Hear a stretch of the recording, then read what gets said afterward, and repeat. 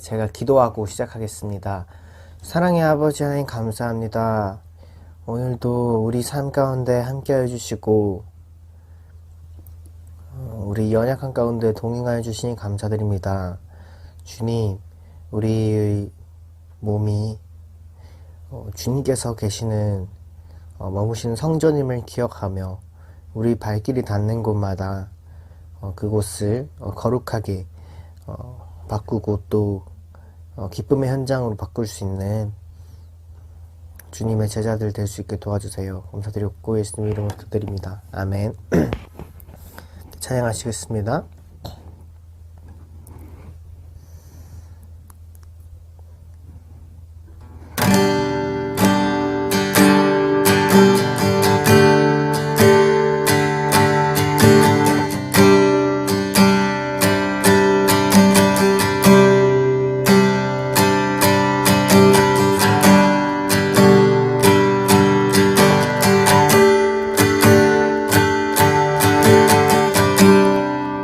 나 같은 죄인 살리신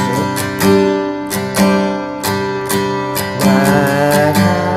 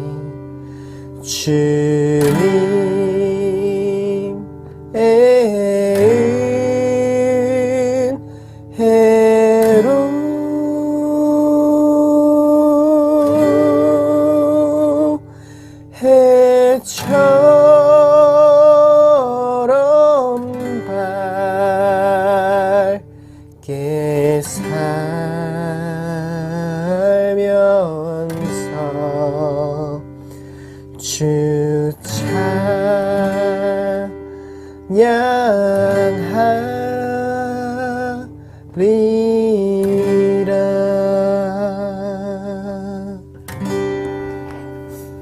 시간 함께 같이 기도했으면 좋겠습니다.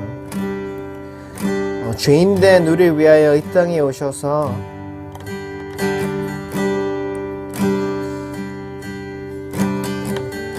그 로마의 압제 속에서 십자가에 못 박혀 죽으시고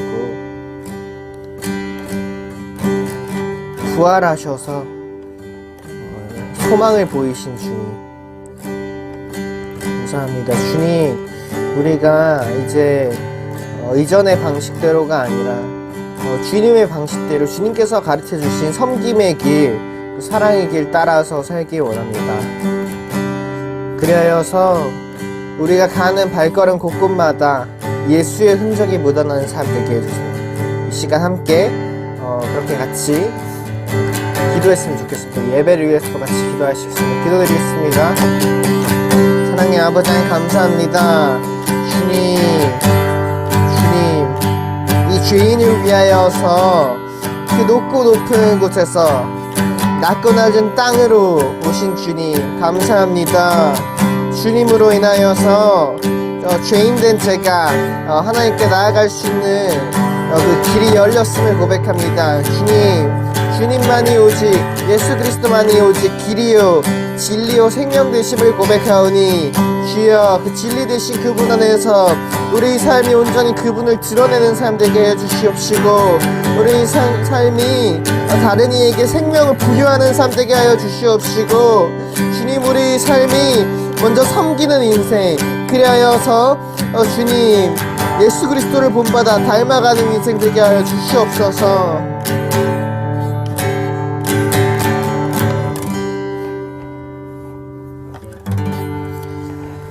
사랑의 아버지 감사합니다. 우리를 자녀로 불러주셔서 감사합니다. 예수 그리스도의 그 도를 알게 하심에 감사드립니다. 주님,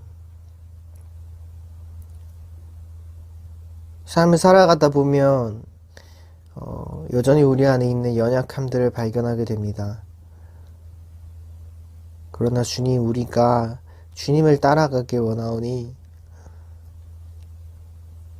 주님께서 가르쳐주신 그 생명의 길, 섬김의 길 따라서 세상과는 좀 다른 방식일지라도 그 좁은 문 좁은 길로 가길 원합니다. 그리하여서 우리 발걸음이 닿는 곳마다 예수 그리스도의 흔적이 드러나는 삶, 예수 그리스도의 모습이 드러나는 삶 될 수 있게 도와주세요. 감사드립니다. 예수님 이름으로 기도드립니다. 아멘. 이 시간 사도신경으로 우리 신앙을 고백하겠습니다. 나는 전능하신 아버지 하나님, 천지의 창조주를 믿습니다. 나는 그의 유일하신 아들, 우리 주 예수 그리스도를 믿습니다. 그는 성령으로 잉태되어 동정녀 마리아에게서 나시고 본디오 빌라도에게 고난을 받아 십자가에 못 박혀 죽으시고 장사된 지 사흘 만에 죽은 자 가운데서 다시 살아나셨으며 하늘에 오르시어 전능하신 아버지 하나님 우편에 앉아 계시다가 거기로부터 살아있는 자와 죽은 자를 심판하러 오십니다.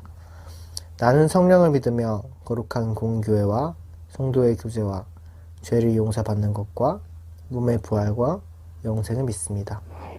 함께 기도하시겠습니다. 하나님 아버지 은혜를 감사합니다. 벌써 1월도 말로 접어들고 있습니다. 날씨도 매우 추워서 참으로 경제적 어렵고 형편이 어려운 사람들이 고통받는 이 겨울입니다. 또한 세상에는 전쟁이 있고 또 그 전쟁에 나서 많은 사람들이 어려움 당하고 있습니다. 하나님 아버지 이 땅에 평화를 주시고 또 어려운 사람들이 그 삶이 나아지는 그런 2024년 되게 하여 주시옵소서. 오늘도 하나님 말씀을 듣습니다. 아버지 하나님, 저희가 신령과 진령으로 예배를 드리게 하시며 또 말씀으로 은혜받아 세상 가운데 승리하는 저희들 되게 하여 주시옵소서.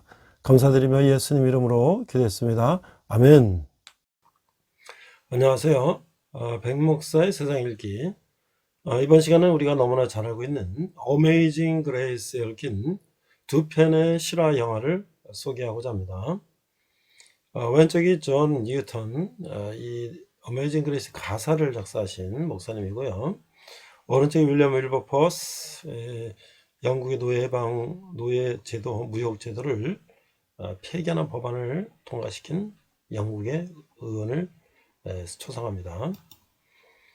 자, 이 존 뉴턴과 윌리엄 윌버포스를 만나다. 이 프리덤이라는 영화는 바로 영국의 전도자인 존 뉴턴, 1725년에서 1807년에 돌아가신 이분의 신앙과 삶이다. 흑인 노예 사무엘이 버지니아 농장에서 도망쳐 추적을 피해 지난한 삶을 산다. 절망에 빠진 사무엘은 하나님을 원망하던 중 어머니로부터 100여 년 전 노예였던 증조 할아버지와 노예선 선장 존 뉴턴의 만남에 관한 이야기를 듣는다. 잘 알려진 존 뉴턴의 이야기는 이러하다. 그리스도인인 뉴턴의 어머니는 그를 목사로 기르고자 했지만 뉴턴이 6살 때 소천했고 뉴턴은 어릴 적부터 뱃사람인 아버지를 따라 항해를 했다. 품행이 썩 좋지 못했던 뉴턴은 선원들과 어울려 방탕에 빠진다. 우여곡절 끝에 그는 노예선의 선장으로 노예 매매를 하다 대서양에서 폭풍을 만나고 죽음 앞에서 주님께 자비를 구한다. 주님은 뉴턴을 구원해 주셨고 그는 주의 종이 된다. 덧붙이면 그는 40여 년간 주의 종으로서 저술과 섬김의 사역 중 주님의 놀라운 은혜에 기초하여 찬송 나 같은 죄인 살리신 Amazing Grace의 가사를 썼다. 이런 존 뉴턴과 사무엘의 삶의 과정이 교차되며 영원한 주님의 놀라운 은혜로 인간은 진정한 자유, 프리덤을 누리게 됨을 전한다. 존 뉴턴이 자신의 혼인식에서 여러분이 알던 존 뉴턴은 대서양 폭풍 속에서 완전히 바뀌었습니다. 절망 속에서 울부짖다 새 생명을 얻고 아기로 거듭났습니다. 라고 고백하며 어메이징 그레이스를 부르는 장면은 이 영화의 사실상의 절정이다. 사무엘 또한 결국 주님의 은혜로 자유를 얻는데 마지막에 어머니가 물려준 존 뉴턴의 성경책을 집어들고 어메이징 그레이스를 부르며 진정한 신앙에 이른다. 이게 이제 존 뉴턴의 일대기를 만든 영화 프리덤이었고요. 그 다음에 이제 어메이징 그레이스라는 영화는 이 영화는 영국 노예제 폐지 운동의 개혁자 윌리엄 윌버포스 1759년에서 1833년의 삶의 바탕을 뒀다. 21세에 하원 의원이 된 윌버포스는 20대 후반의 삶의 방향과 목적에 대해 고민한다. 그는 정치에 탁월한 재능이 있었음에도 교역자가 될까 그저 평탄한 인생을 살아갈까 갈등한다. 그는 어메이징 그레이스의 작사가 존 뉴턴에게 자문을 구하였고 뉴턴은 그에게 하나님께 헌신하는 가장 좋은 방법은 당신이 가진 정치적 영향력으로 불의와 싸우는 것이라고 말한다. 윌버포스는 용기를 얻어 평소에 추구하던 노예제도 폐지를 위해 동지들을 규합하고 정치 활동에 진력한다. 그를 위해서 수많은 반대의 불굴의 신앙과 의지로 맞서 마침내 영국의 노예제도 폐지라는 목적을 이룬다. 존 뉴턴이 죽던 1807년 영국의 노예제도 폐지 법안이 통과되고 국왕의 재가를 받아 새 역사가 열린 것이다. 명예와 부의 길로 가지 않고 하나님이 주신 정치적 사명을 향해 달려가는 윌버포스의 여기는 우리 시대에도 감동을 준다. 그 한 정치 모임에서 어메이징 그레이스를 부르는 장면은 윌버포스의 삶이 주는 커다란 울림이다. 신앙을 바탕으로 정치적 개혁운동에 뛰어들어 위에서 포효하는 윌버포스의 연설은 명장면이다. 영화의 마지막에 울리는 어메이징 그레이스는 오랫동안 자리를 뜨지 못하게 한다. 이게 이제 기독교 개혁신보 2017년 5월 24일자에 나온 기사예요. 자, 우리가 이제 어메이징 그레이스와 존 뉴턴에 대해서 좀 더 알아보면 어메이징 그레이스는 영국 성공의 사제인 존 뉴턴이 작사한 찬송가로 1779년에 출간하였다. 특히 미국에서 애창되며 백파이프 오르간으로 연주된다. 그레이스란 하나님의 자비, 은혜, 은총이란 의미가 있다. 자, 이 배경은요. 미국 찬송가 사전에 따르면 어메이징 그레이스는 존 뉴턴의 자전적 삶을 가사한 것이며 작곡가는 이 곡을 편곡한 E.O.X. 웰이라고 알려졌다. 아일랜드 혹은 스코틀랜드의 민요에 붙여 불렀다거나 19세기 미국 남부에서 작곡되었다고 하는 등 여러 설이 존재한다. 존 뉴턴은 1725년 영국 런던에서 상선을 타섰던 로마 가톨릭 신자인 아버지와 독실한 개신교 신자인 어머니에게서 태어났다. 모친은 그를 성직자로 키워냈으나 그 겨우 6살 때 모친은 결핵으로 사망한다. 그 아버지가 바다에 가 있는 몇 년 동안은 사이가 좋지 못한 계모의 손에 자랐고 부당한 대우를 받았던 선원학교에 한동안 다니게 된다. 11살 때부터 존 뉴턴은 상선의 선원인 아버지를 따라 도제로 배를 탔고 여러 곳으로 다녔다. 특히 그는 흑인 노예를 수송하는 소위 노예무역에 종사했다. 당시 노예로 납치된 흑인은 가축 이하의 대우를 받았고 수송선의 위생 상태가 열악해 목적지에 도착하기 전 간염, 타수증, 영양실조 등으로 사망했다고 한다. 존도 노예에 대한 이러한 대우를 당연하게 생각했지만 1748년 5월 10일 그가 22살일 때 전기를 맞이한다. 선장이 된 그는 그의 배가 폭풍우를 만나 좌초될 위기에 빠지게 된다. 이에 그는 하나님께 기도를 드리게 된다. 모친이 독실한 그리스도 신자였어도 이전까지 마음에 우러난 기도는 이때가 처음이라고 한다. 배는 기적적으로 폭풍우를 벗어났으며 무사하기 귀선한다. 그는 이날을 제2의 탄생일로 가로새긴다. 그 6년간 노예목을 계속하지만 노예의 처우를 비약적으로 개선했다고 한다. 1755년 존 뉴턴은 병을 이유로 하선하였고 면하게 매진의 성공의 사제가 된다. 1772년 어메이징 그레이스를 썼다. 이 곡은 흑인 노예무에게 관한 것을 깊이 후회하고 그것과 상관없이 사여준 하나님의 은총에 감사하는 마음을 담고 있다. 이 곡에도 존 뉴턴 사제가 작사한 찬송가가 몇 곡이 남아있다. 자, 이 보급은 어떻게 되냐면 백인의 언어와 문자 그리고 종교, 기독교 풍습을 일부 수용함으로써 문명화된 5 인디언 부족이라고 평가받은 부족 중의 하나인 이 체로키 부족도 이 노래를 애송하였다. 1838년에 시행된 미국의 강제적인 인디언 이주는 이 오클라호마주가 되는 지역의 인디언 보호구역에 강제로 이동시키는 정책으로 체로키는 이 과정을 눈물의 길로 불렀다. 15,000명의 체로키 부족민 중 약 4,000명이 사망한 이 힘든 이주 도중 힘을 북돋우기 위해 체로키어로 번역된 이 노래가 불렸고 이후 체로키 네이션의 애국가가 되었다. 남북전쟁 기간에도 이 노래는 남북 양군회에서 불렀다. 최초로 음반으로 제작된 것은 1922년 세이크리드 하프 합창단의 아카펠라판이었다. 1926년에서 1931년까지 오케 레코드의 카탈로그에도 포함되었고 이 판들은 브루스와 재즈가 많이 가미된 형태로 불렀다. 1940년대, 1950년대에도 전통과 조상을 기억하려는 향수에 따라서 블루스와 가스펠 형태로 음반이 나왔다. 1947년 가스펠 슈퍼스타인 마헬리아 잭슨이 라디오 방송을 통하여 어메이징 그레이스를 불렀으며 그녀의 노래는 1950년대와 60년대를 통해 유명세를 유지했다. 그녀는 이 노래를 카네기홀과 같은 공공 콘서트 무대에서 즐겨 불렀다. 1960년대 흑인 시민권운동과 베트남 전쟁을 반대하는 반전운동에도 어김없이 어메이징 그레이스가 불렸다.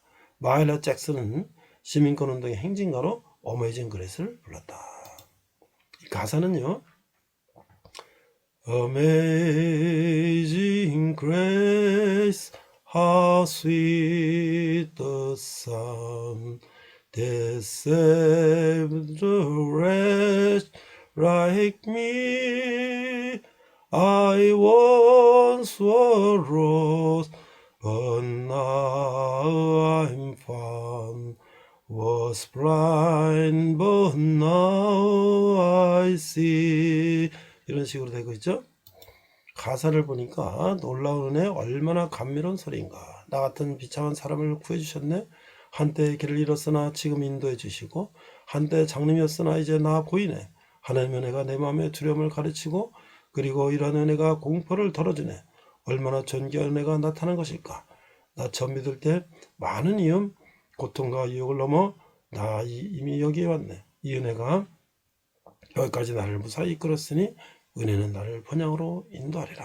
우리는 찬송가 새 찬송가 405장이죠. 나 같은 죄인 살리신. 이상 백목사의 세상 읽기 어메이징 그레이스였습니다. 자, 오늘은 사도행전 5번째 시간으로서 바울이 회심하다. 부제로는 Amazing Grace라는 노래에 대해서 우리 같이 나누고자 합니다. 먼저 본문은 사도행전 9장 3절에서 5절 사울이 회개하다 라는 말씀인데요. 한글과 영어로 우리 함께 자막을 보면서 읽어보도록 하겠습니다. 사도행전 9장 3절 사울이 길을 가다가 다메섹에 가까이 이르더니 호련히 하늘로부터 빛이 그를 불러 비추는지라. 땅에 엎드러져 들으매 소리가 있어 이르시되 사울아 사울아 네가 어찌하여 나를 박해하느냐 하시거늘 대답하되 주여 누구시니까 이르시되 나는 내가 박해하는 예수라. 이렇게 말씀되어 있어요. Acts 9 verses 3-5 사도행전 9장 3절에서 5절 우리 NIV 성경은 이래 되어 있습니다. As he neared Damascus on his journey, suddenly a light from heaven flashed around him. He fell to ground and heard a voice say to him, Saul, Saul, why do you persecute me? 5절 Who are you, Lord? Saul asked. I am Jesus whom you are persecuting. He replied. 이렇게 돼 있어요. 자, 우리가 사도행전 9장은 바울의 회심이라는 사건으로 아주 유명한 말씀인데, 바울의 역사는 하나님 나라가 온 세계로 확장되는 결정적인 역할을 하게 되죠. 사울은 스데반의 순교에도 주도적인 역할을 하면서 초대교회의 시작을 핍박하는 원흉이었다는 거죠. 그러고도 여전히 살기가 등등해서 성도들을 잡아 가두기 위해서 다마스커스로 가는 도중에 빛으로 오신 예수님을 만나서 회개하는 사건이 일어나면서 이름이 사울에서 이제 바울로 바뀌게 된다. 자, 바울은 그는 누구인가? 그는 길리기아의 옛 도시인 다소 출신인데, 다소는 BC 1세기경에 헬라 철학의 본고장이었으며 동서양이 합류하는 그 지점이었기 때문에 헬라 철학과 로마적 세계관이 동방의 신비주의와 혼합하여서 이 도시의 문화를 이루고 있었다라고 하고 있습니다. 따라서 이 지방에서 자란 바울은 이런 영향을 받을 것이었다. 그가 헬라 교육을 받았을 증거들은 그의 서신에서 잘 나타나는데, 이 정교한 반어법, 고린도전서 1-4장에 보면 그 나오죠. 또는 명확한 논리 체계의 것이다. 로마서라든지 모든 그의 서신에 보면 갈라디아서라든지 아주 논리적이죠. 그는 가말리엘의 문화생으로 엄격한 히브리식 율법 교육을 받은 당대 최고의 율법학자였다. 그는 유대인 베냐민 지파이지만 또한 로마의 시민권자이기도 했다. 이런 바울의 회심은 이방 선교의 기틀을 마련하는 역사적인 사건인 것이죠. 만약 복음이 유대인에게만 전도되었다면 결국 로마의 핍박을 받지 않았을 것이다. 그러나 바울은 하나님 바울을 회심시켜서 이방인의 사도로 삼으시고 하나님 나라의 복음을 온 세계로 전파하게 하셨고, 바울은 그 일을 당하기에 적격자였다는 거예요. 이래서 하나님은 사울이라는 한 인물을 준비하시고 때가 이르러 그를 바울로 만드신 것이다 라고 할 수가 있죠. 자, 그럼 우리가 9장 1절에서 3절을 읽겠습니다. 1절 사울이 주의 제자들에 대하여 여전히 위협과 살기가 등등하여 대제사장에게 가서 다메섹 여러 회당에 가져갈 공문을 청하니, 이는 만일 그 도를 따르는 사람은 만나면 남녀를 막론하고 결박하여 예루살렘으로 잡아오려 함이라. 3절 사울의 길을 가다가 다메섹에 가까이 이르더니 호련히 하늘로부터 빛이 그를 둘러 비추는지라. 자, 이 세상적인 실패가 때로는 이게 영적인 성공으로 이어질 수가 있다. 성경에는 이 같은 경험을 한 인물들이 많이 등장하게 되는데, 살기 등등하게 다메섹으로 향하던 사울은 하늘에서 비춘 그 강한 빛에 놀라 말에서 굴러 떨어졌어요. 요셉은 형들의 구덩이에 던져진 고통을 당했어요. 모든 일에 신실했던 다니엘은 사자굴에 던져지는 치욕을 당했지만, 하지만 그들은 결국에 모든 사람의 높임을 받았다라는 것을 우리가 성경을 통해서 알 수가 있죠. 그러니까 십자가의 도는 사람을 변화시키는 능력이 있다. 사울은 스데반이 죽어 마땅하다고 생각했던 사람이에요. 그 사도행전 7장 58절에 보면 성 밖으로 내치고 돌로 칠세 증인들이 옷을 벗어 사울이라고 하는 청년의 발 앞에 드니라. 이게 사도 바울은 스데반이 돌에 맞아 숨겼을 때 그 자리에 있었죠. 그는 적극적으로 돌로 쳐 죽이는 데는 합세하지는 않았지만 스데반이 돌에 맞아 죽는데 증인이 되었고 동료들이 벗은 옷을 받아들고 있었어요. 자신의 유대주의 믿음을 지키려고 그 불의한 일에 동조한 것이죠. 그러나 그것은 그가 나중에 회심하는데 결정적인 계기가 되기도 하는 것이죠. 스데반의 설교와 그의 죽음의 순간의 행동을 보면서 사도 바울은 그가 말하는 것이 틀리지 않았음을 얼마 후에 이제 알게 된 것이죠. 그 사도행전 9장 2절 사울이 주의 제자들에 대해 여전히 위협과 살기가 등등하여 대사장들에게 가서, 이게 살기가 등등하다는 것은 그리스도인들 모두 잡아들이는데 아주 열이 불태웠다는 거예요. 그런 사울에게서 예수님이 찾아오셨어요. 그를 변화시키기 위해서 친히 찾아오셨어요. 우리 오늘 본문 읽은 것처럼 9장 4절 5절 땅에 엎드려서 들으며 소리가 있어 이르시되 사울아 사울아 내가 어찌하여 나를 박해하느냐 하시거늘 대답하여 주여 누구시니까 이르시되 나는 내가 박해하는 예수라. 자, 지금 이 사울은요 거의 이제 목적지에 다 왔어요. 이제 성문 통과하면 이제 되는데, 근데 그 목적을 이룰 수가 있는 거예요. 모든 거기 있는 사람들을 다 잡아다가 결박시켜서 잡아갈 수 있는데, 거의 이제 다메섹에 다 와서 그 성문에 들어가려고 하는 직전에 하나님이 그 앞에 나타나신 거예요. 주님은 사울이 거역할 수 없는 방법으로 그를 불러 세웠어요. 강력한 빛이 하늘로부터 내려쬐었고 고마가 찢는 듯한 무서운 소리가 그 귓전을 두드렸어요. 그는 그 자리에서 쓰러졌어요. 그야말로 초자연적인 방법에 의해서 그를 불러 세우신 것이죠. 그건 비상수단에 의해서 이 제재를 당했어요. 자, 왜 그랬을까요? 사울의 고집이나 그의 결심을 볼 때 보통의 방법으로는 그를 불러도 서지 않을 것이라는 것이죠. 특별히 쓰실 하나님의 그릇이기 때문에 그를 특별한 방법으로 불러 세우신 것이에요. 아무리 살기등등하여 올라온 사울이라도 강력한 그 주님이 그 길을 막아서는 데는 서지 않을 수가 없었던 거예요. 그는 그 자리에서 섰어요. 아니, 꼬꾸라졌어요. 하나님이 세울 때 우리는 서야 되는 거예요.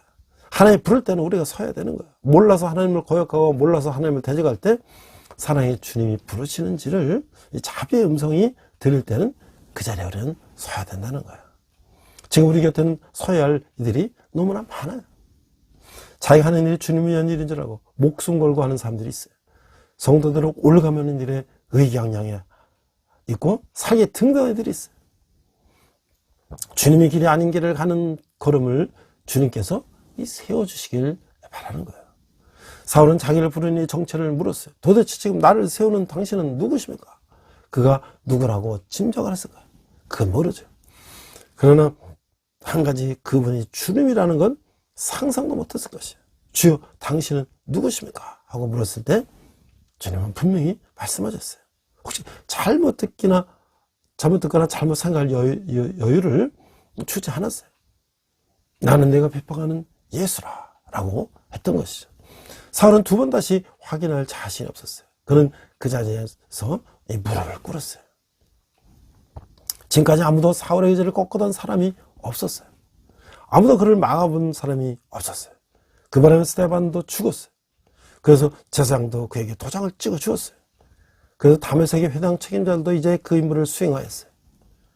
그래서 다메섹 문이 열리기 직전에, 대박해 문이 열리기 직전이었는데 그때 주님이 맞고 나셨다는 거죠. 그렇게 강하던 사울이 무릎을 꿇었어요. 그렇게 완악하던 고집이 꺾였어요. 자존심이 무너졌던 것이죠.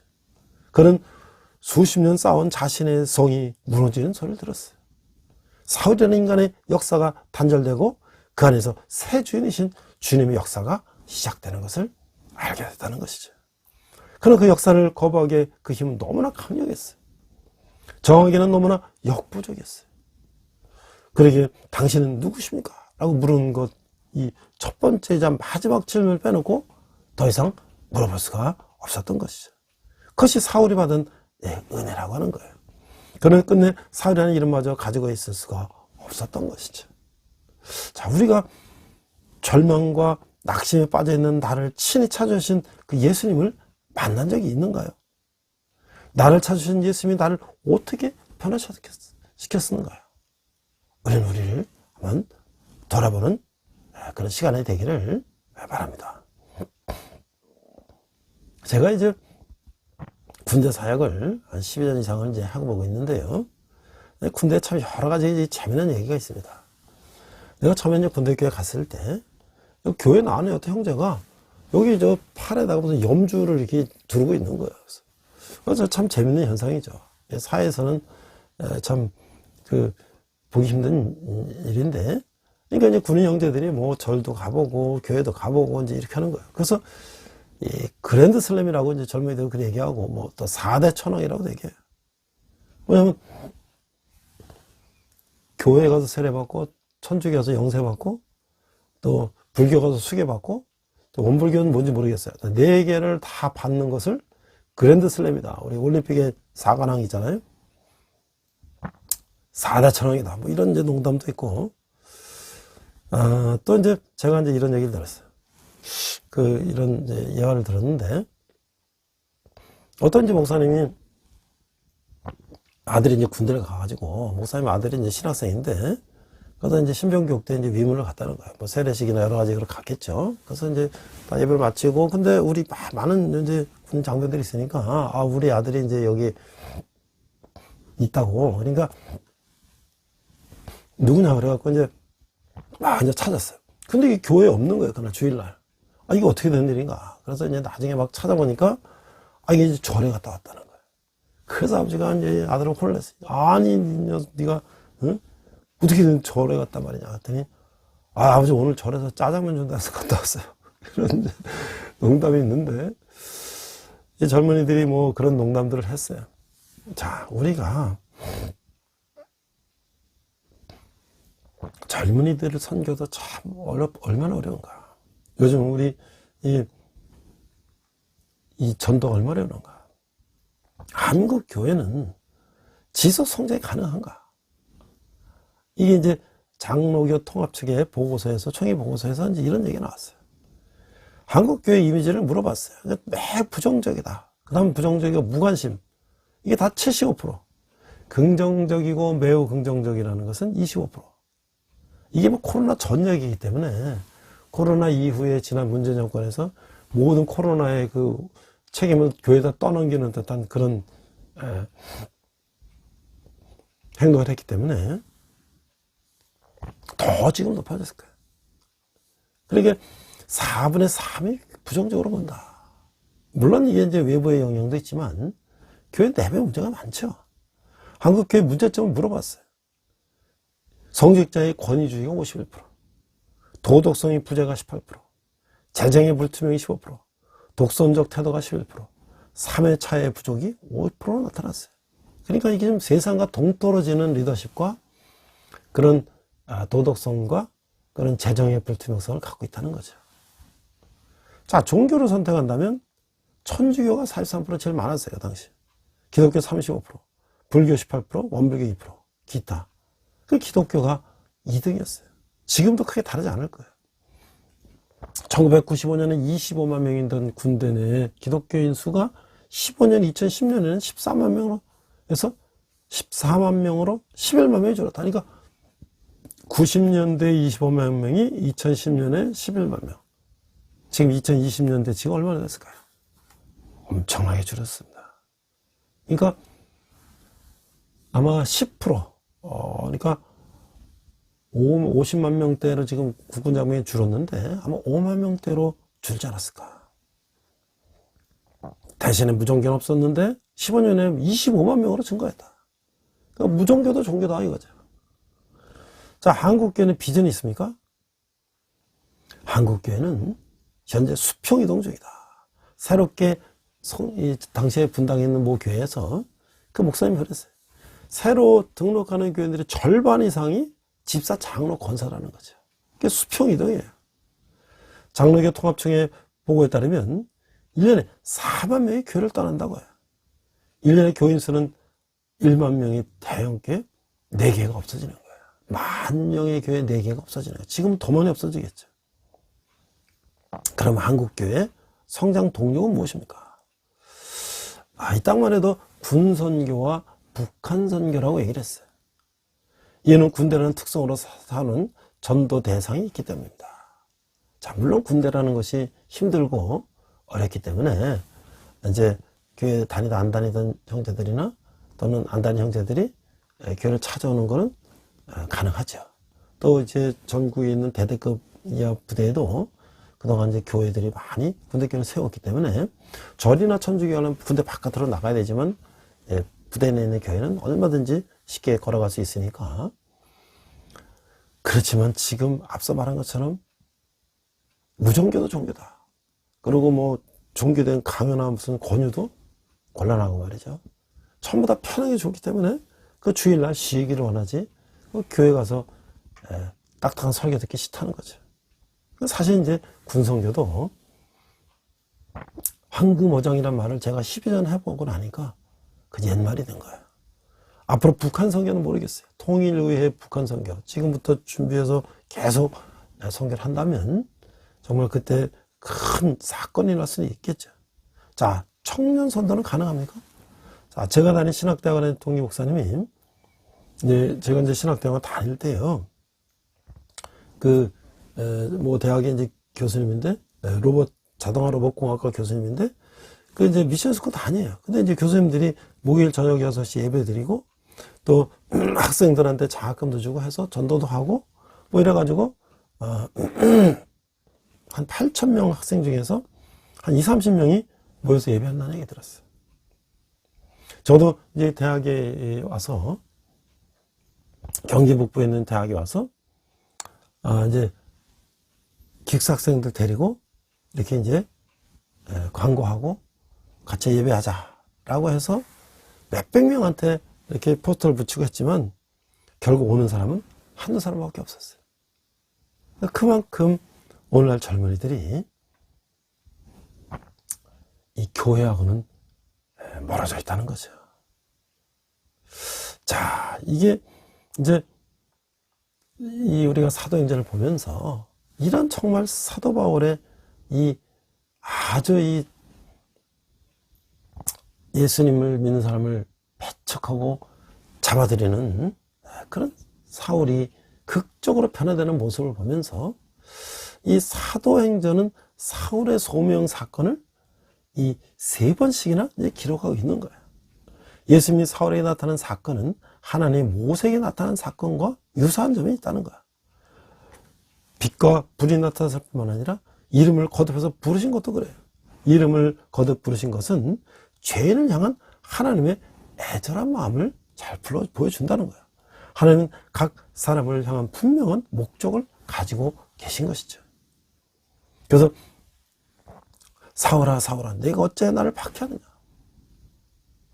그러니까 주 누구시니까? 나는 내가 박해하는 예수다. 그러면서 너는 일어나 시내로 들어가라. 내가 행할 것을 내게 이를 자가 있느니라 라고 말씀하신 거예요.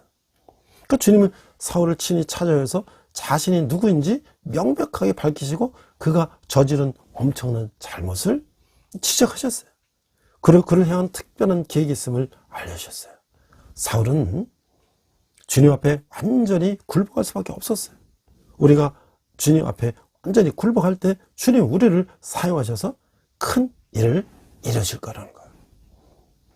그런데 바울은 그러나 내 어머니의 태로부터 나를 택정하시고 그의 은혜로 나를 부르시니가 그의 아들을 이방에 전하기 위하여 그를 내 속에 나타내시기를 기뻐하였을 때라고 고백하고 있는 거예요.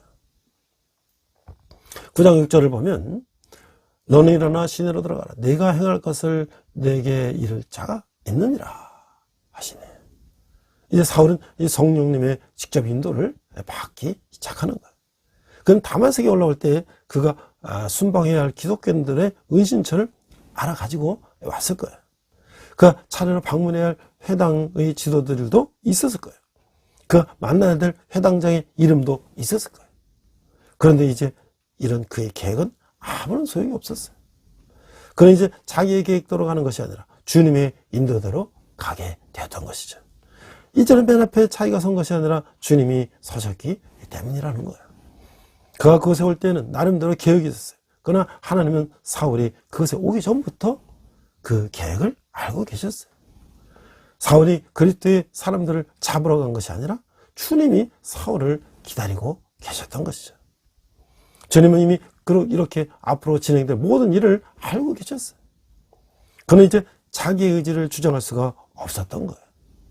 예수님의 의지를 쫓아가게 된 것이죠. 평생 동안 계속된 주님과의 동행은 이렇게 시작된 거예요.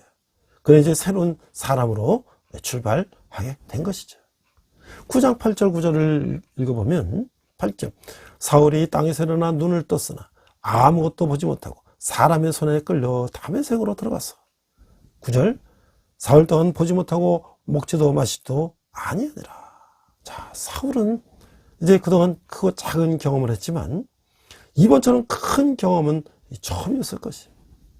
이것은 그에게는 생사의 경험이었어요. 아니, 이 죽음의 경험이었어요. 그는 그때 죽었던 것이죠. 그가 경험한 이 하나님은 너무나 큰 분이었어요. 그는 사울 자신은 죽고 그 안에 예수 그리스도께서 들어오시는 이 경험을 했던 것이죠. 그때부터 바울 사도는 아주 딴 사람이 되었어요. 왜 그렇죠? 전에는 사울은 죽고 새로운 사울이 되었기 때문인 것이죠. 그가 새롭게 자신을 보게 됐던 거예요. 그는 엄청난 하나님의 위력을 경험했어요. 기고만장하던 그는 죽었어요. 그리고 나서 자신이 얼마나 하나님 앞에서 초라한 자인가를 알게 됐어요. 그에게 이름이 바뀌었죠. 우리가 사울이라는 뜻이 이제 바울로 되는데 우리가 보통 이제 사울은 큰 자고 바울은 작은 자다. 그래서 이제 큰 자의 이름을 작은 자 바울로 바꿨다. 그것도 일견 말이 되죠. 또한 이제 그가 이제 히브리식 이름인 사울을 썼다가 이제 이방의 전도자에 대해서 바울이라는 이제 이방 로마식 이름을 썼다는 말도 또 이해가 되는 거예요. 그런 이때까지 율법에 이르는 흠이 없는 사람이라 생각했어요. 근데 그는 이제 자신이 죄인인 것을 알았어요. 그것으로 부족해서 나중에 자기는 죄인의 괴수라고도 이야기했던 것이죠. 그는 바리새인 중에 바리새인이었고 로마의 시민권을 가지고 있었지만 이 모든 것을 배설물처럼 버리고 하늘의 시민권을 가졌다고 했어요. 자연을 만삭되지 못하는 자 같다고도 했어요. 세상에서 가장 작은 자보다 더 작은 자라고 했던 것이죠. 그렇게 교만하던 그가 이 겸손한 자가 되었던 것이에요. 저는 하나님께서 쓰시기에 너무 뻣뻣하고 교만하고 강팍한 사람이었는데 이제는 하나님의 손아귀에 딱 잡힌 바가 되었어요. 그러고 나서 작은 자 된 바울을 하나님께서 큰 자로 만들어 주셨어요. 그렇게 초라하게 자신을 낮춘 바울 사도를 하나님은 이 땅의 역사상 가장 위대한 인물로 만들어 주셨던 것이죠. 자기 정체성을 찾은 때문이었다고 하는 거예요. 사도행전 9장 10절에서 11절을 읽어보겠습니다. 10절 그때 다메섹에서 아나니아라는 제자가 있더니 주께서 환상 중에 불러 이르시되 아나니아야 하시거늘 대답하되 주여 내가 여기 있나이다 하니 주께서 이르시되 일어나 직가라고 하는 거리로 가서 유다의 집에서 5 사람 사울이라는 사람을 찾아라 그가 기도하는 중이라. 자, 하나님은 그 이제 안에 직가라는 건 스트레이트 스트리트 고든 거리라는 거예요. 거기 아나니아라는 선자를 확보하고 계셨어요. 그리고 사울을 그렇게 보내셨어요. 직접 계시, 간접 계시가 이루어지는 거예요. 그래서 이제 1차 정지 작업에서 2차 이제 기초 작업으로 이제 들어가는 거예요. 그래서 그는 다메섹으로 들어갔어요. 그리고 아나니아에게 안수를 받고 상상도 할 수 없는 일이 벌어진 거죠.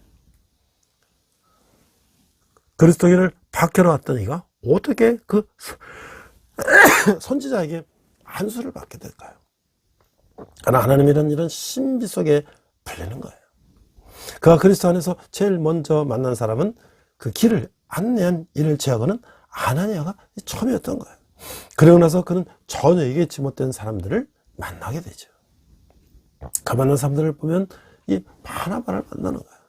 평생 사역에서 가장 큰 영향을 끼쳤던 사람을 만나게 되고, 또 신라를 만나고, 마가를 만나고, 디모데를 만나고, 그 수많은 사람을 만나게 되는 거예요. 그 이들의 공통점이 무엇이죠? 바울은 그 전에 만날 수 없었던 사람이었다 라고 하는 것이죠. 그래서 우리 바울을 초대교회의 가장 영향력 있는 지도자다 라고 말하고 있어요. 한 사람의 위대한 지도자는 하늘에서 뚝 떨어지는 것이 아니라는 거예요. 어느 날 갑자기 나타나는 것도 아니고, 하나님은 사람들이 알지 못할 때부터 한 사람을 지도자로 만들어 가신다고 하는 거예요. 지도가 되기까지 과정을 이해하는 것이 중요한데, 지도자가 만들어지는 데는 하나님의 섭리와 이끄심이 있다고 하는 거예요. 심지어 불신자 시절, 과거에 만났던 역경과 돌파, 그리고 학교 생활과 사회생활, 그리고 그리스도인이 되어 초기 양육 과정과 소명을 받는 순간까지 포함한 여러 과정을 거쳐 주님은 자신의 종을 만드신다는 거예요. 이 본문에 나타난 바울 일생에서 우리는 그런 모습을 확인할 수가 있는 거예요. 이런 과정을 거쳐서 하나님께서 세우신 지도자만이 자신의 소명에 대한 분명한 인식과 확신 속에서 부르심에 합당한 삶을 살 수가 있는 것이죠.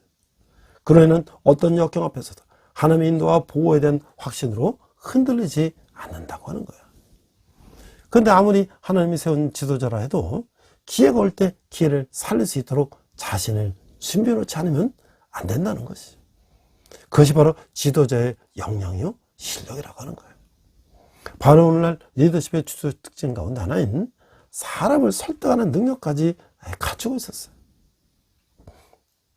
사회의 상대를 알고 그의 역사와 문화 이해를 바탕으로 상대방을 인정하고 존중할 때 우리도 바울처럼 상대방을 설득시키는 의사소통을 할 수가 있다고 하는 것이죠. 도저히 그는 지도자의 주요 성품인 겸손함과 투명함을 소유한 리더였다. 자신의 강점과 장점뿐 아니라 약점과 문제점까지도 솔직하게 드러낼 수 있는 것은 그의 내적 감에서 나온 것이다 라고 할 수가 있죠. 진정으로 강한 지도자만이 투명해질 수가 있다고 하는 거예요. 주님의 부르심에 저항하거나 외면하고 있지는 않는 거야. 주님이 부르실 때 겸손히 엎드려서 내 삶을 온전히 드릴 준비가 되어 있는 거야. 우리가 스스로 물어봐야 할 것입니다. 제가 앞에서 어메이징 그레이스라는 관련된 영화 두 편을 소개했는데요. 이 어메이징 그레이스는 2006년도 상영된 영화 제목인데 아주 유명한 영화죠. 18세기 영국의 유능한 국회의원 윌버 포스의 영화죠. 그는 정치에 타고난 적이 있었지만 명예와 정신적으로 만족스러운 삶 사이에서 갈등을 하게 됐죠. 결국 윌버 포스는 하나님께 봉사하는 가장 좋은 방법은 그가 가진 정치적 영향력을 부리와 싸우는 것이라고 생각하고 노예제도를 이슈하여 뜻을 같이 하는 세력들을 결집해 나갔어요.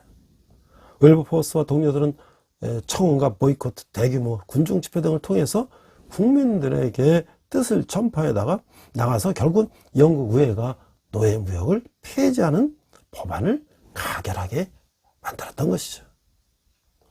이 어메이징 그레이스는 존 뉴턴이라는 이 노예거래선 선장의 참외시인데 그는 1830년대 노예거래선이 난파하는 위기에서 구사일생으로 살아남아서 얼마 후 크리스천이 되고 하나님께 속죄하고 이 가사를 지었다고 해요.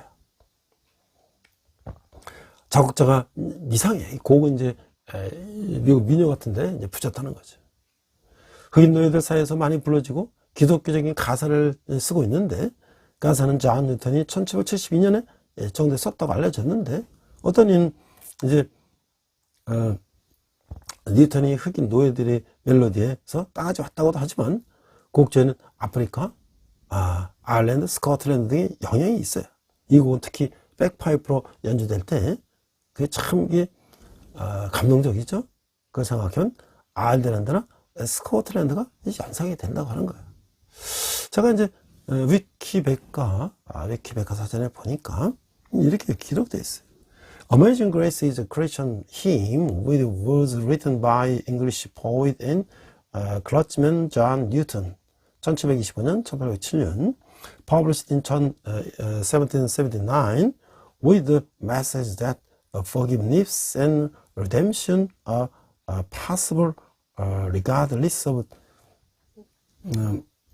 sins committed, that the soul can be delivered from despair through the mercy of God. Amazing Grace is one of the most recognizable songs in the English speaking world. 이렇게 돼 있어요. 이게 쫙 있는데 제가 이제 번역된 거라면 말씀드릴게요.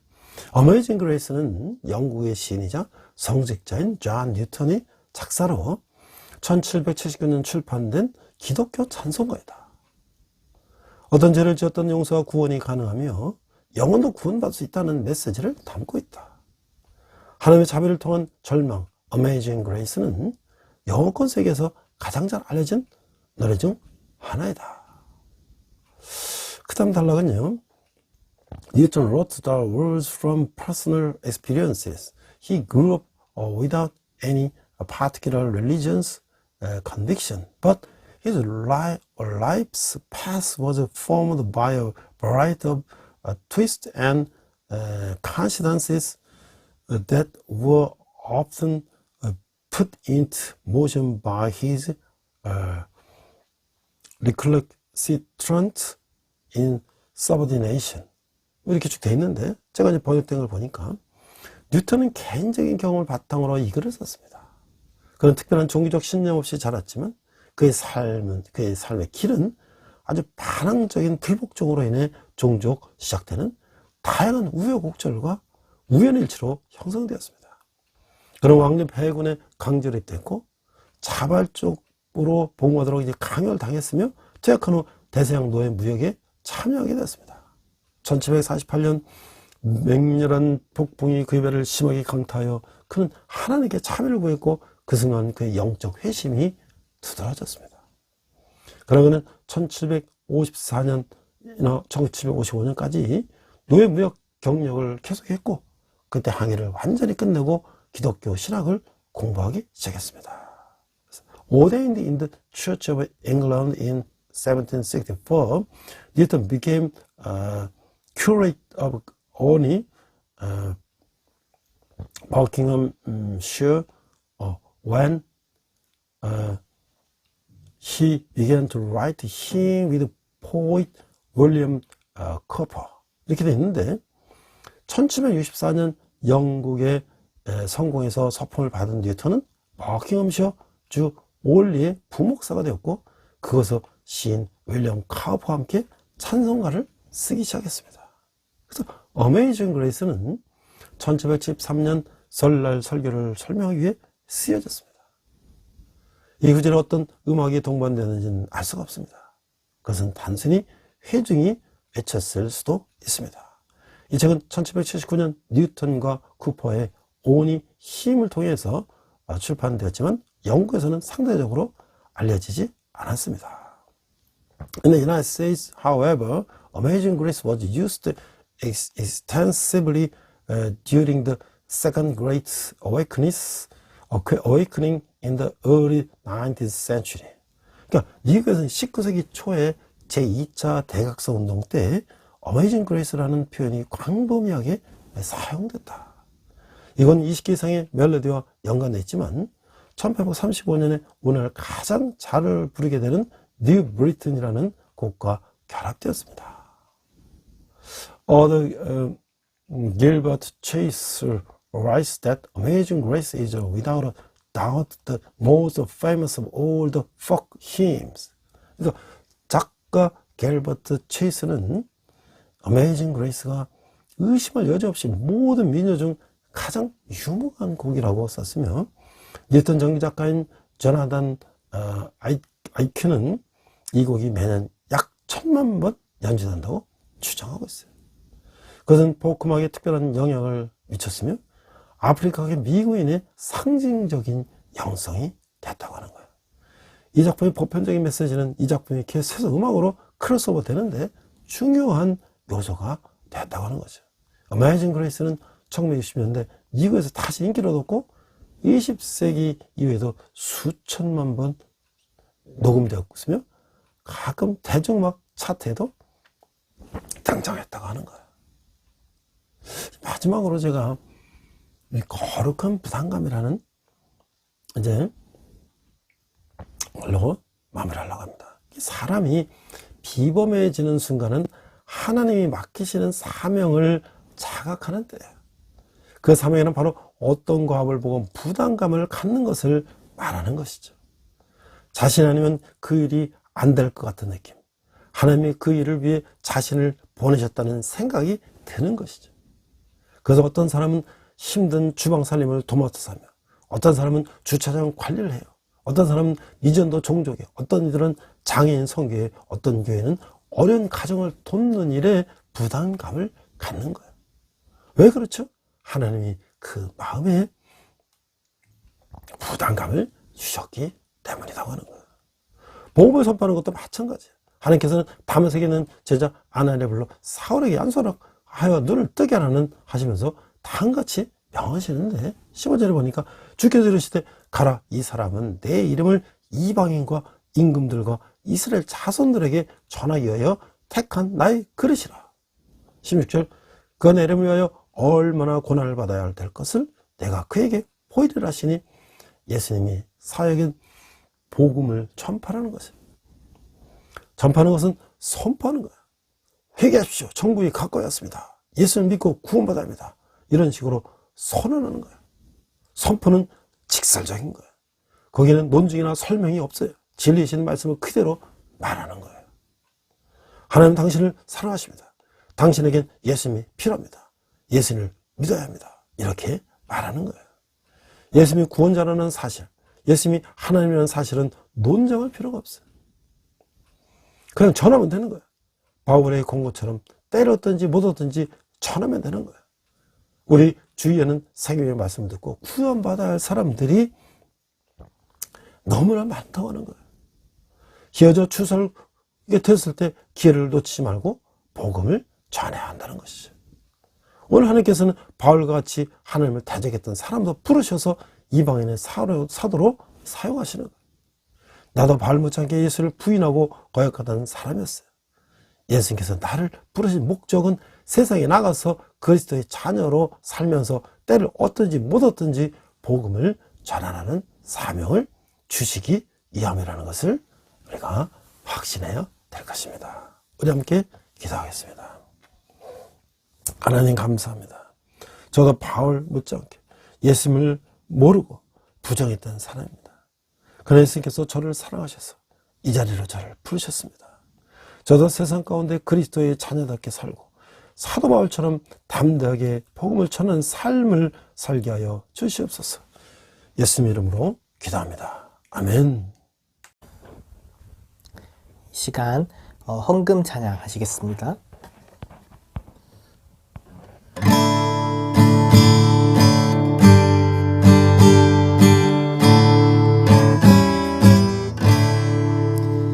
내게 있는 모든 것을 아낌없이 드리네.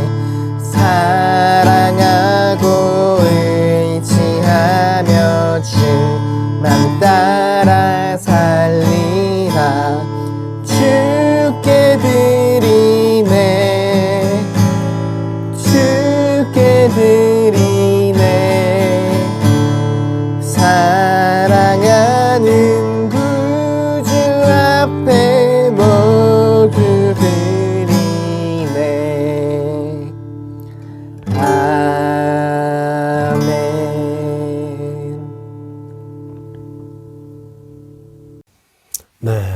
네, 지난주가 참 추웠습니다. 이제 소환 대한추위가 아주 맹위를 떨쳤는데요. 그러나 이제 구정을 앞두고 2월 초면 입춘이 이제 절기가 기다리고 있습니다. 이제 머지않아 2월 또 3월 되면 이제 봄이 올 것입니다.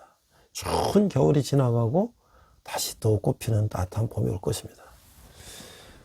우리 대학생들은 방학해서 이제 다들 각자 공부하고 또 가정과 또 이제 알바도 하고 또 여행도 하고 이제 이런 시간을 보낼 것이에요. 그러나 이제 군대에 있는 형제들은 이제 또 국방임을 다 하기 위해서 이 추운 겨울에도 눈 쓸고 말이죠. 자기 임무를 하고 또 동절기 훈련하고 참 어려운 시간을 보내고 있습니다. 저는 이 추운 겨울에도 또 매주 우리 형제들 같이 예배하고 그들을 격려하고 힘든 그들을 위로하고 있습니다. 여러분이 한 달에 10,000원씩 후원하면 우리 청년들에게 귀하게 사용될 것입니다. 청년들이 주님께 돌아오는데 귀하게 사용될 것입니다. 여러분들이 여기 후원 계좌에 자동이체를 해주셔야 됩니다. 그래서 한 달에 10,000원 이상 여러분들이 후원해 주시기를 간절히 부탁을 드립니다. 지금 경제가 어렵고 참으로 모든 것이 어렵지만 그래도 우리 젊은 형제들이 군에 있을 때 저들이 하나님을 만나는데 귀하게 사용될 것입니다. 네, 기도하겠습니다. 하나님 아버지 은혜를 감사합니다. 저희가 적은 예물을 주님께 드렸습니다. 이 예물이 쓰이는 것마다 주님의 영광이 나타나게 하시고 우리 청년들이 주님께 돌아오는데 귀하게 사용되게 하여 주시옵소서. 지금은 우리 주 예수 그리스도여 하나님 아버지의 극진하신 사랑과 성령님의 감화감동 역사하심이 사울이 변하여 바울이 된 것처럼 나도 예수님을 멀리하고 예수님을 부인했지만 예수님이 자녀가 되어 또 예수님의 지상 명령에 순종하며 복음 전파기에 수고하기를 다짐하는 예배를 드리는 모든 성도들이 열방의 백성들과 선교사님이 멸의 북한에서 고통받는 북한 농부들 위해 지금부터 영원토록 함께 하시기를 간절히 축원합니다. 아멘. 우리 함께 선한 능력으로 찬양하시면서 한 주간 승리하시기 바랍니다. 이 시간 함께 결단 찬양 선한 능력으로 부르시겠습니다.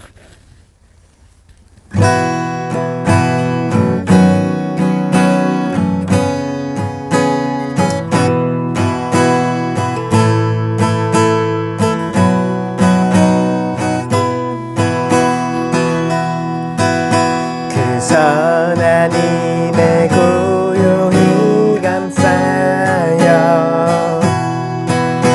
그 놀라운 평화를 누리며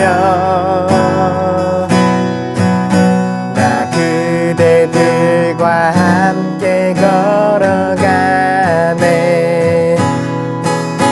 나 그대들과 하늘을 여네 지나간 허물 어둠의 날들이 무겁게 내 영혼 짓눌러도 오 주여 우릴 외면치 마시고 약속의 구원을 이루소서 그 선한 힘이 우릴 감싸시니 믿음으로 일어나를 기대하네 주 언제나 우리와 함께 계셔 하루 또 하루가 늘 새로워 주께서 밝히신 작은 촛불이 어둠을 헤치고 타오르네 그 빛에 우리 모두 하나 되어 오늘 위에 비추게 하소서 그 선한 힘이 우리 감싸시니 믿음으로 일어날 일 기대하네 주 언제나 우리와 함께 계셔 하루 또 하루가 늘 새로워 이 고요함이